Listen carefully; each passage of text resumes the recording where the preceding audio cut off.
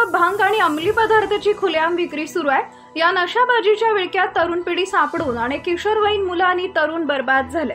अनेक जण त्याच मार्गावर आहेत। खुलेआम गांजा आणि भांग विकला जातोय, त्यावर कोणाचाही अंकुश नाही। जोमात चालणाऱ्या गांजा आणि अंमली पदार्थाच्या विक्रीने तरुणाई मात्र विळख्यात सापडत आहे। पोलिसांनी अनेक गांजा विक्रेत्यांवर कारवाई केली, पण आतापर्यंत कारवाईच्या मध्ये बडे मासे मात्र पोलिसांच्या गळाला लागलेले नाही।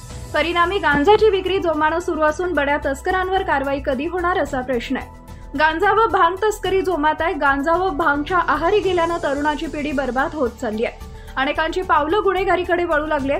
गांजा व भांगच्या नशेत घरफोडी, चेन स्नॅचिंग, जबरी चोरीसह मारामारीचे गुन्हे दाखल आहेत। गांजा व भांग नेमका येतो कुठून, तो कुठं विकला जातो, त्याचा खरेदीदार कोण आहे, गांजा कुठून आणलाय, या प्रश्नाची उत्तरं शोधण्याचा प्रयत्न पोलिसांकडून फारसा होत नाही।